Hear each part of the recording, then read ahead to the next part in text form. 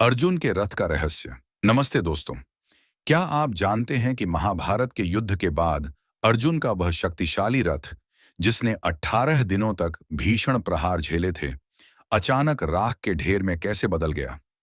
आज मैं आपको भगवान श्री कृष्ण की एक ऐसी अनसुनी लीला सुनाऊंगा जो आपको सोचने पर मजबूर कर देगी। कुरुक्षेत्र का युद्ध समाप्त हो चुका था। पांडवों की विजय हुई थी। शाम का समय था और अर्जुन अपने रथ पर सवार होकर शिविर की ओर लौट रहे थे। नियम के अनुसार सारथी पहले उतरता है और योद्धा बाद में। लेकिन उस दिन कुछ बहुत ही अजीब हुआ। जैसे ही रथ शिविर पहुंचा, भगवान श्री कृष्ण ने अर्जुन से कहा, पार्थ, आज तुम पहले रथ से नीचे उतरो। अर्जुन हैरान थे। उन्होंने कहा, केशव, आप मेरे सारथी हैं। परंपरा के अनुसार आपको पहले उतरना चाहिए।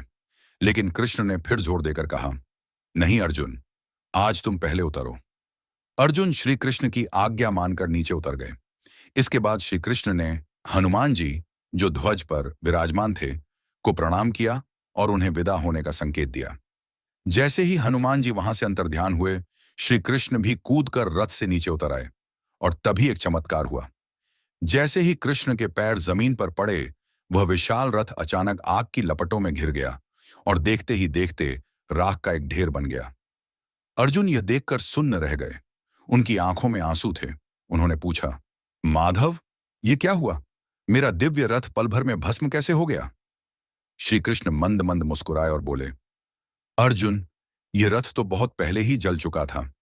भीष्म पितामह, द्रोणाचार्य और कर्ण के दिव्यास्त्रों की शक्ति इस रथ को बहुत पहले ही भस्म कर चुकी थी। लेकिन क्योंकि मैं इस पर बैठा था और पवन पुत्र हनुमान इसके ध्वज की रक्षा कर रहे थे, इसलिए यह रथ केवल मेरी माया से टिका हुआ था। अगर मैं तुमसे पहले उतर जाता तो तुम भी उसी क्षण इस रथ के साथ जलकर राख हो जाते।